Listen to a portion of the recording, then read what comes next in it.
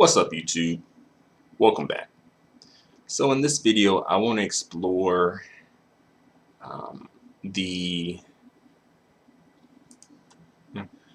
how some black men have, you know, internalized and even embraced the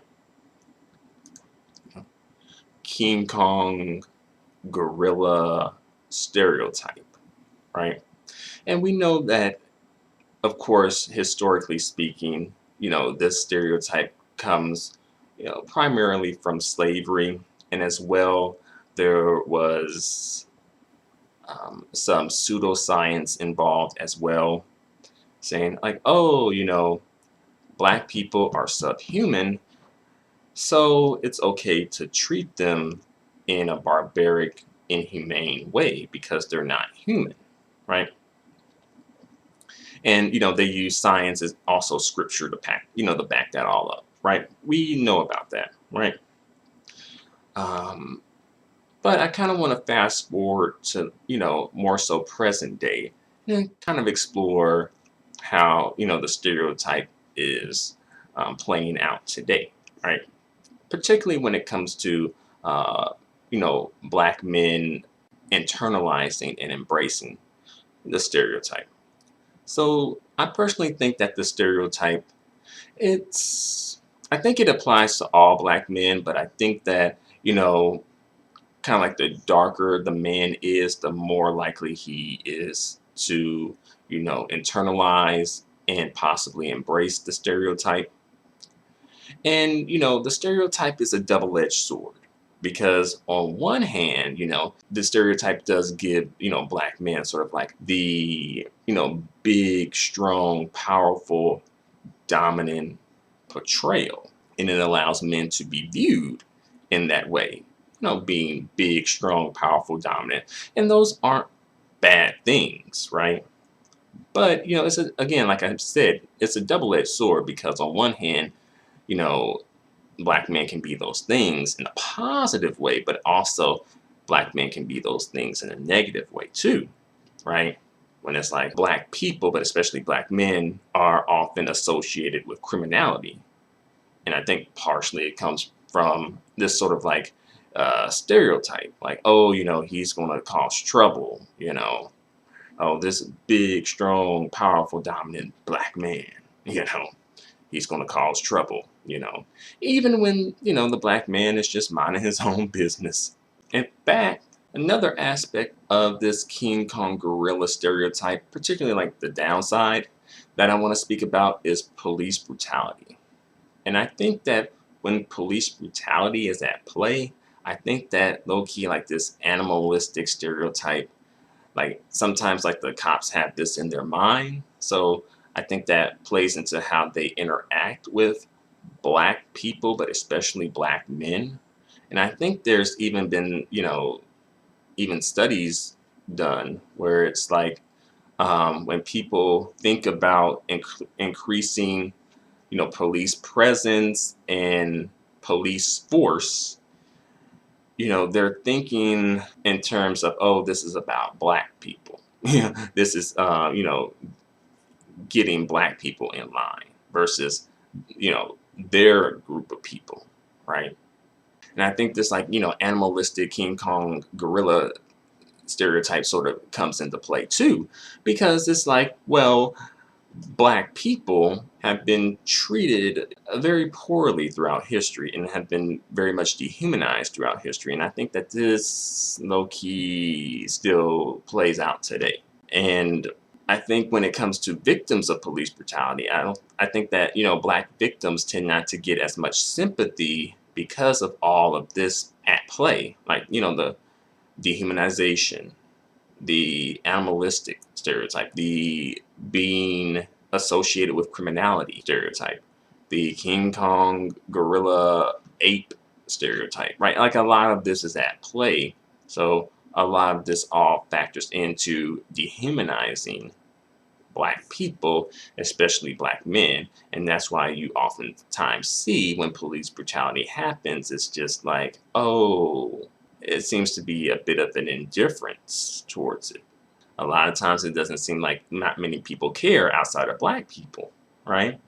And it seems like, well, if this was another group of people, if it seems like, well, people probably, oftentimes you're thinking, yeah, it probably would be a lot more concerned if it was another group of people.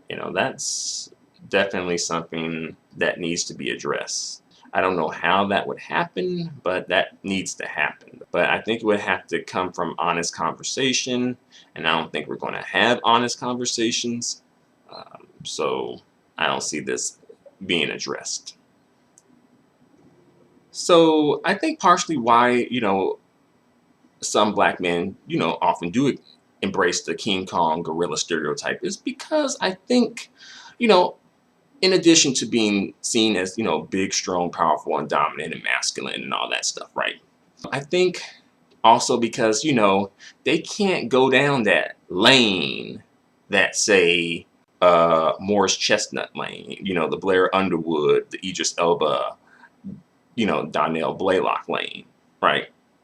So it's like you gotta find your lane, right? And then like, that ain't their lane. And it's okay if that ain't their lane, we all got our thing. We all have our specialty. We all have what we bring to the table. Although a bit of a sidebar, you know, I do think that some black women and low-key mainstream media have hyped up a lot of these dudes so much that they think that their status in the black community transfers over to other communities. And by and large, it does not. But a piece from my personal life, as far as this is concerned. So I had a supervisor when I was working a job like back in like 2007. He was a black man, dark-skinned brother, kind of like a big, somewhat of a muscular build. And, me and him were cool. We didn't have any problems. In fact, we even had, a couple of like brief colorism discussions actually. But there was this one situation where my supervisor was talking to a coworker of mine who was white. And the coworker was talking about a picture that they were in. But my supervisor didn't know that anyone had taken a picture or a photo. And then my supervisor says something that I'm like, that just made me like, really? Did you really say that? Oh my God. My supervisor said something to the effect of, oh, I know I'm going to be looking like a gorilla in that picture. I'm like, oh, wow. Like, did you really say that? Oh, wow. Personally, I think that my supervisor, or I guess former supervisor, is a pretty cool, awesome person. All right. Again, like, we got along pretty well.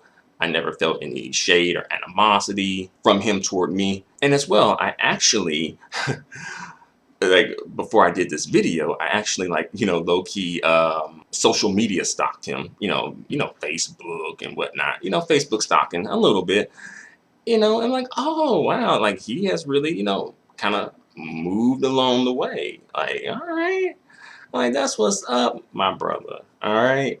Like, I'm really happy for him because I'm seeing he has these pictures with these famous folks like Al Sharpton and Shaquille O'Neal and Stacey Abrams. And then, like where we worked in the IT department, and he was the supervisor. And he went along to get his master's degree in computer science, I believe, as well. And I think he has a new job at a college in Tennessee. Like, I don't want to put too much of the business out there, right? But I'm just saying, all right. And as well, married. I think he has a kid. He is married to a lighter skinned woman. And the way that my supervisor looks, he kind of has that like native African look to him. Or my former supervisor. All right, it has that like native African look to him.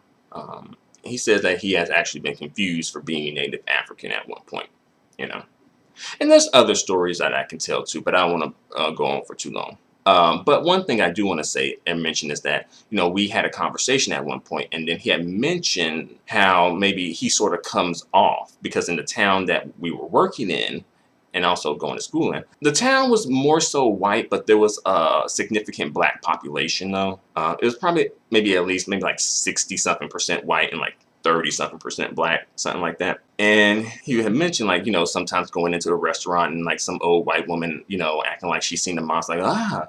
And he was like, well, I guess maybe that wouldn't happen to you or something like that.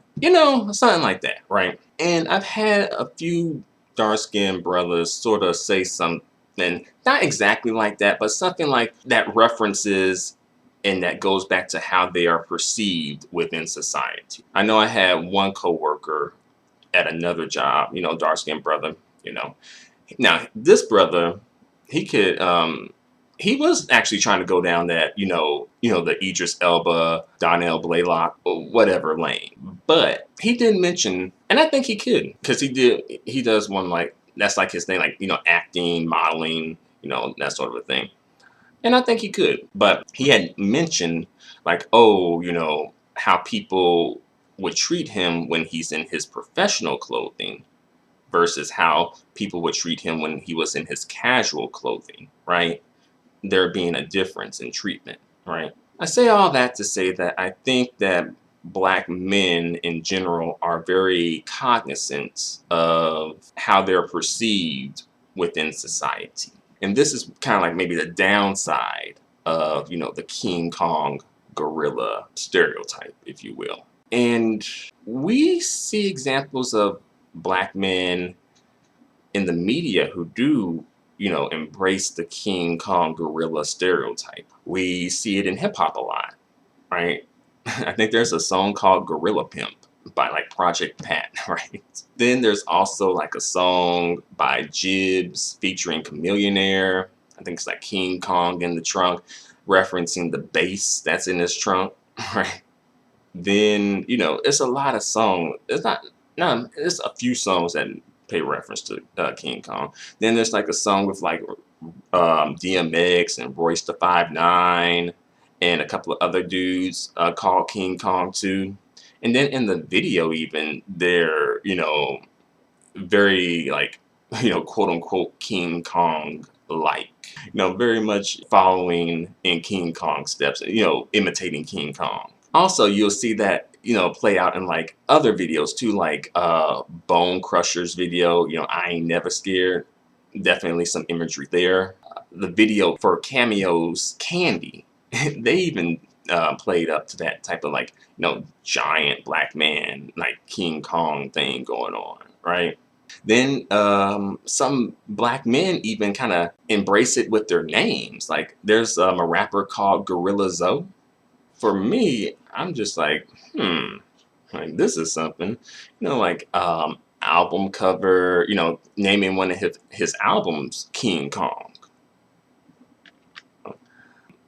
Also, naming one of his albums, Don't Feed the Animals too. So I'm guessing there was a one somewhere as well. And also G Unit. The G in G Unit, the group that 50 Cent had formed. The G stands for gorilla. Some of you may not know that, but the G actually stands for gorilla, which again, that's something very, interesting, and something to note. Oh yeah, and did y'all forget about, Denzel Washington in Training Day, right? His famous, infamous line, King Kong ain't got shit on me. So there's a lot of references to King Kong that black men make. And also, like, even in Mortal Kombat, there was like a very low-key King Kong reference to the character Jax. Finish him.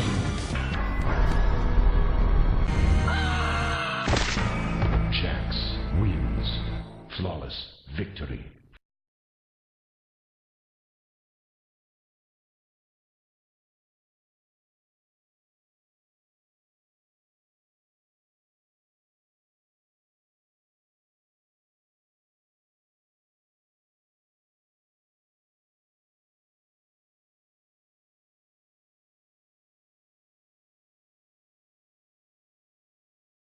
Another thing worth mentioning is LeBron James. LeBron James, I don't know, like, whether this is of his own doing or this is just what other people are doing. But LeBron James has low-key been referred to as King Kong. Not even low-key. Like, we all know about that cover for Vogue that he was on with Gisele Bundchen, right? And a lot of black people were like, it kind of, seems, very reminiscent of like King Kong and Jane. And some black people took issues with that, right? I don't know if LeBron James himself took issues with it. I don't remember him speaking out about it or saying anything about it. I don't know if Gisele Bundchen took any issues with it. I don't remember her speaking out about it or saying anything about it, right?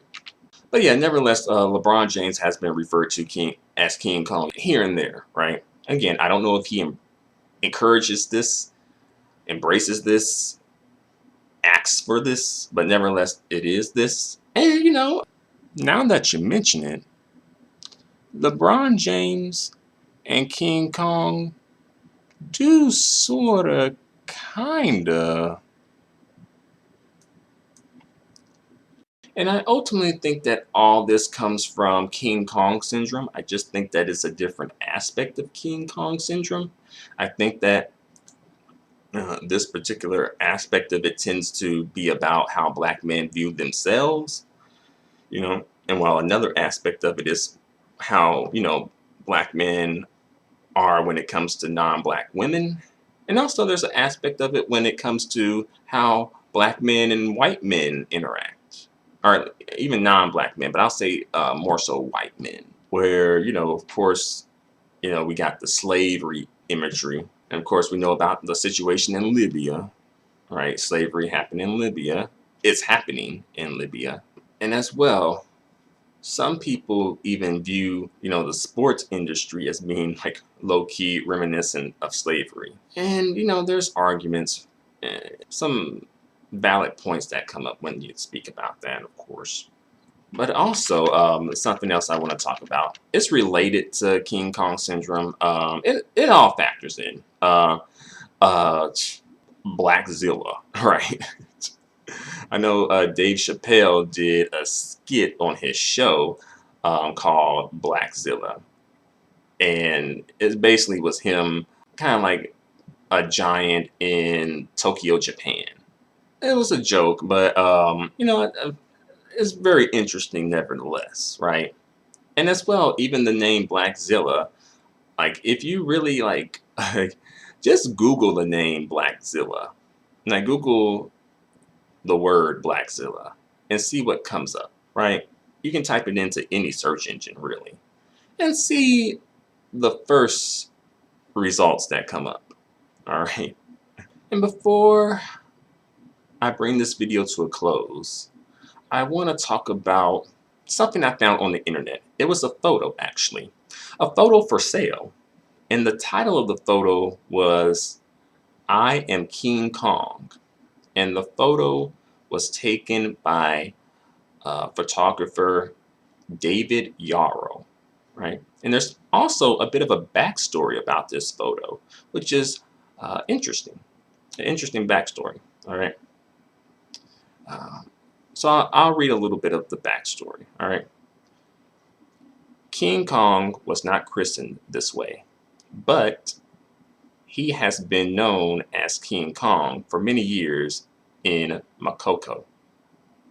When he told me his name, it came as no real surprise. I had long stopped being surprised by any turn of events on this assignment. It was a surreal and random walk into the unknown, and all the better for it. The man that is King Kong is a bouncer in a nightclub in Lagos.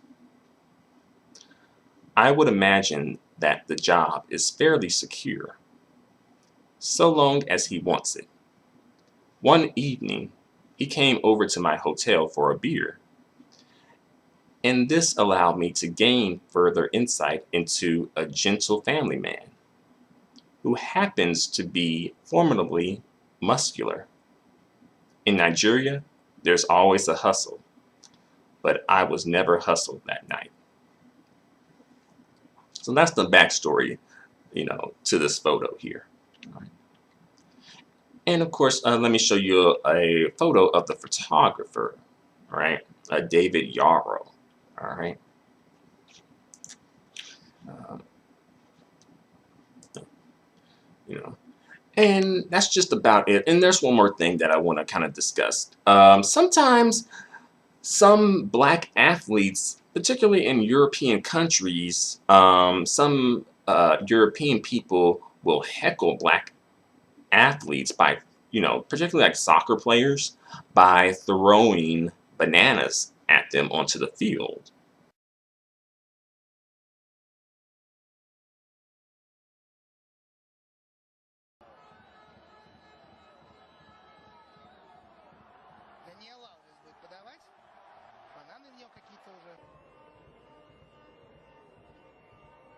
Mario Balotelli, who has been the subject of racial abuse from Porto and Juventus fans in the past, has a somewhat clearer stance on the matter. The 21-year-old told France Football, "I will not accept racism at all. It's unacceptable. If someone throws a banana at me in the street, I will go to jail because I will kill them." That's a thing too, right? And some people find it to be offensive. Some people just try and brush it off. Different strokes for different folks. But, low key, that is something to think about and to consider and to be aware of. But I've said all I have to say for the moment. So thanks for watching. Let me know what you guys think in the comment section. Until the next video, adios and goodbye for now.